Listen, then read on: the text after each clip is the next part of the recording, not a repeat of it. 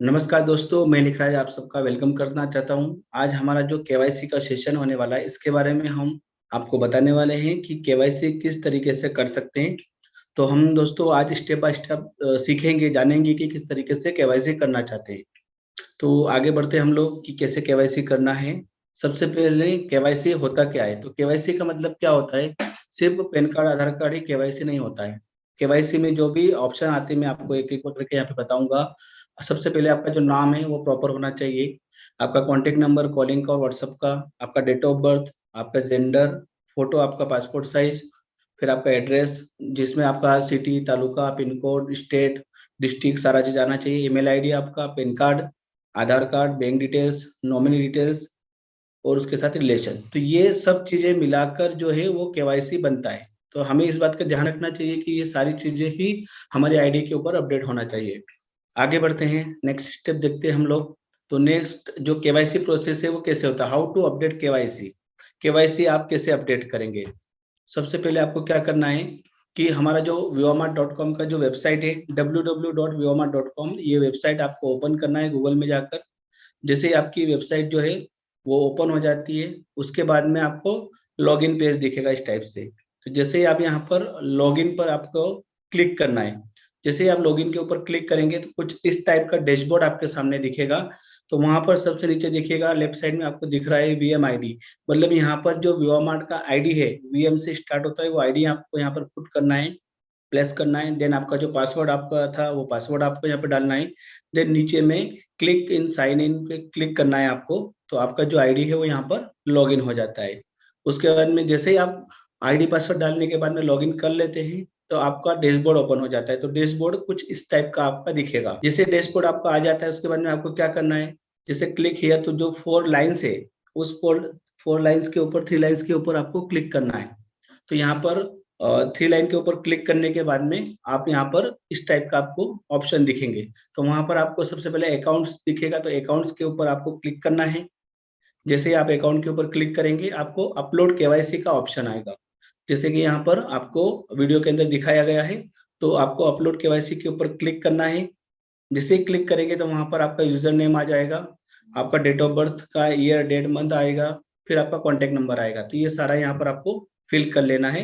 और जैसे आप इसको फिल करेंगे, उसके बाद में आपको आपका जो प्रोफाइल फोटो है, तो आपका पासपोर्ट साइज का फोटो होना चाहिए, कोई भी सेल्फी या ऐसा नहीं होना चाहिए। एकदम जो फोटो होता है पासपोर्ट साइज का, वो आपको यहाँ पर क्लियर फोटो यहाँ पर अपलोड करना है। तो किस तरीके से अपलोड करेंगे, तो आप जैसे ही चूज फाइल, जो लेफ्ट हैंड साइड में दिख रहा है आपको, चूज फाइल के ऊपर आप क्लिक करेंगे यहाँ पर, तो आपको इस टाइप का फाइल ओपन हो जाएगा। और फाइल्स में जाकर आप अपना फोटो सिलेक्ट करेंगे। सिलेक्ट करने के बाद में उसको फिर आपको क्लिक ऑन अपलोड, तो ये जैसे यहाँ पर अपलोड का ऑप्शन दिख रहा है, इसके ऊपर आप अपलोड कर देंगे तो आपका जो पासपोर्ट साइज फोटो है वो अपलोड हो जाएगा।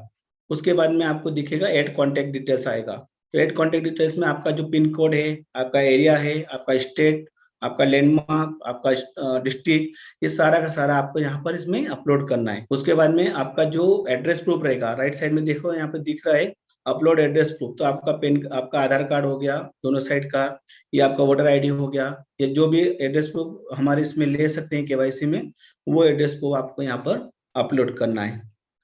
ध्यान रखिएगा जो भी है वो जेपीजी फॉर्मेट में रहना चाहिए, ताकि वो अपलोड हो सके फाइल वहां पर। उसके बाद में आपको क्या करना है, क्लिक ऑन चूज फाइल। आप फाइल चूज करेंगे, उसके बाद में यहाँ पर ये भी दिखाया गया है कि आपको कैसे सिलेक्ट करके आपकी फाइल को अपलोड करना है। तो जैसे भी आप यहाँ पर फाइल्स के ऊपर क्लिक करेंगे, फाइल पे क्लिक करने के बाद में जो आपका डॉक्यूमेंट जहाँ पर रखा हुआ है मोबाइल में, वहां से आपको सिलेक्ट कर लेना। सिलेक्ट करने के बाद में अपलोड, हर एक का 3 स्टेज रहेगा। सबसे पहले उसको चूज करना है, सेलेक्ट करना है, देन अपलोड करना है। तो ये अपलोड करने के बाद में आपका एड्रेस प्रूफ यहाँ पर सबमिट हो चुका है। उसके बाद में आपको नेक्स्ट स्टेप करना है अकाउंट डिटेल्स के लिए। तो अकाउंट डिटेल के बारे में एक जानकारी आपको बताना चाहूंगा कि अभी बहुत सारी जो बैंकें हैं वो मर्ज हो चुकी है किसी और बैंक में। तो जो अपडेटेड आईएफएससी कोड है वो ही आपको यहाँ पर लेना है। आप अपने बैंक में जाके बात कीजिए कि आपका आईएफएससी कोड चेंज तो नहीं हुआ है, तो वही आपको यहाँ पर अपडेट करना है। तो सबसे पहले बैंक अकाउंट नंबर आपका आएगा यहाँ पर, बैंक का टाइप आएगा करंट है या आपका सेविंग अकाउंट है, फिर बैंक का नाम आ जाएगा, बैंक ब्रांच आ जाएगा और उसका आईएफएससी कोड आ जाएगा। साथ ही साथ आपको बैंक के पासबुक का फोटो या फिर आपका कैंसिल चेक का फोटो यहाँ पर आपको अपलोड करना है। ये बात का आपको ध्यान रखना है, क्योंकि आपका अकाउंट वेरीफाई कैसे होगा, तो वो आपका बैंक की पासबुक के फोटो से या फिर चेक के फोटो से आपको यहाँ पर वेरीफाई होगा।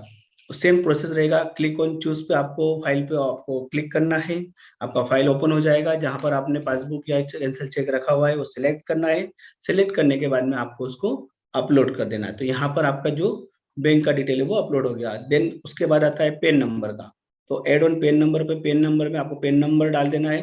फिर से आपको वहां पर क्लिक करना है, इमेज को सिलेक्ट करना है और पेन कार्ड को वहां पर अपलोड कर देना है। जो प्रोसेस हमने पहले बताई थी वही प्रोसेस यहाँ पर भी आपको दोहराना है। तो यहाँ पर आपका जैसे ही आपने क्लिक किया और यहाँ पर क्लिक ऑन अपलोड पे आप क्लिक करेंगे, आपका जो पेन कार्ड है वो यहाँ पर अपलोड हो गया है। उसके बाद में बारी आती है आधार कार्ड के नंबर की। यहाँ पे आधार कार्ड का नंबर आपको डालना है जो बॉक्स आपको दिया गया है। उसके बाद में click on upload Aadhaar card पे आपको क्लिक करना है। क्लिक करने के बाद में सेम आपको फाइल चूज करना है, उसको बटन को क्लिक करना है। उसके बाद में क्लिक ऑन अपलोड।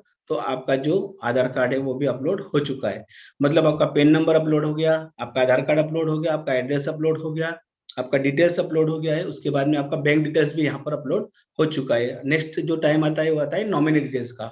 दोस्तों नॉमिनी डिटेल्स डालना बहुत कंपलसरी है। खुदा न खास्ता आपको कुछ हो जाता है तो आपके बाद में आपका पूरा बिजनेस आपके नॉमिनी को ट्रांसफर हो जाता है। तो इस बात का ध्यान रखना है। आपको नॉमिनी का नाम भी यहाँ पर जो बॉक्स दिया गया है यहाँ पर इसमें नाम डालना है। फिर उसके साथ में जो भी आपका रिलेशन है वो रिलेशन डाल के आपको सबमिट, क्लिक ऑन सबमिट पे क्लिक करना है और आपका जो है अपलोड यहाँ पर हो जाएगा नॉमिनी। अब नॉमिनी हो गया, आपका बैंक डिटेल हो गया। सारी चीजें अपलोड करने के बाद में जैसे ही आप सबमिट कर देंगे तो आपको ऐसा एक ग्रीन बॉक्स आएगा कि executive request has been send successfully. मतलब कि आपका जो केवाईसी का जो आपने सबमिट किया है, जो रिक्वेस्ट सबमिट किया है वो हमारे एग्जीक्यूटिव के पास पहुंच चुके हैं। तो आपका जो केवाईसी यहाँ पे सबमिट हो चुका है। ये ग्रीन बॉक्स का मतलब ये कतई नहीं होता है कि आपका केवाईसी डन हो चुका है। ये सिर्फ आपका जो रिक्वेस्ट आपने किया था वो यहाँ से जा चुका है हमारे एग्जीक्यूटिव के पास में। फिर वो आपके सारे डॉक्यूमेंट्स सारे वेरीफाई करेंगे वहां पे। उसमें आपका नाम वेरीफाई किया जाएगा, आपका अकाउंट नंबर वेरीफाई किया जाएगा, आपने जिस नाम से आपका आईडी है उसी नाम से आपने केवाईसी सेंड किए या नहीं किए वो देखा जाएगा। ये सारा डिटेल चेक करने के बाद में, जांच पड़ताल के बाद में आपका आगे का प्रोसेस कंप्लीट होता है। तो केवाईसी रिक्वेस्ट सक्सेसफुली आ जाएगा, ऐसा ग्रीन बॉक्स आ जाएगा आपको। उसके बाद में अगर आप स्टेटस कैसे देख सकते हैं कि आपका वेरीफाई हुआ है या कैंसिल हुआ है या वेटिंग में है, तो अगर आप आपके डैशबोर्ड पे जाएंगे तो देखिएगा नीचे नीचे में केवाईसी स्टेटस आएगा, जैसे मैं एरो आपको दिखा रहा हूँ। तो यहाँ पर अगर वेटिंग आ रहा है, इसका मतलब ये कि हमारे एग्जीक्यूटिव अभी उसके ऊपर काम कर रहे हैं। मतलब आपका जो रिक्वेस्ट है केवाईसी का वो इन प्रोसेस में है। तो ये वेटिंग तब आता है। उसके बाद में नेक्स्ट जो आता है फेल्ड का, मतलब कि अगर आपने जो केवाईसी का रिक्वेस्ट किया था अगर उसमें कुछ भी मिसमैच है या अकाउंट डिटेल मिसमैच है या आपका नाम मिसमैच है तो हमारे यहाँ से रिजेक्ट कर दिया जाता है। तो वहां पर अगर आपको देखना है कि आपका केवाईसी का रिक्वेस्ट रिजेक्ट तो नहीं हुआ है, तो उस कंडीशन में आपका यहाँ पर केवाईसी स्टेटस में अनवेरिफाइड करके ऑप्शन आता है। तो इसके लिए भी आप हमारे कस्टमर केयर से बात कर सकते हैं। उसके बाद में अगर आपका सक्सेसफुल हो जाता है आपका केवाईसी का रिक्वेस्ट, तो जब आप डैशबोर्ड पे ओपन करेंगे तो यहाँ पर केवाईसी स्टेटस वेरीफाइड करके आता है। इसका मतलब ये हुआ कि आपका जो केवाईसी है वो यहाँ पर सक्सेसफुली सबमिट हो चुका है। तो दोस्तों जब आपका केवाईसी होता है वो अगर अनवेरिफाइड होता है या रिजेक्ट होता है तो हमारा कस्टमर केयर की टीम जो है वो आपको कांटेक्ट भी करती है कि इस वजह से आपका जो केवाईसी है वो रिजेक्ट हो चुका है। तो दोस्तों आपको हर महीने की 1 तारीख से 30 तारीख के बीच में, मतलब जो क्लोजिंग डेट होती है उस डेट के पहले पहले ही आपको अपना केवाईसी कंप्लीट कर लेना है। तो आपका जो पे आउट होता है वो उसी महीने को आएगा।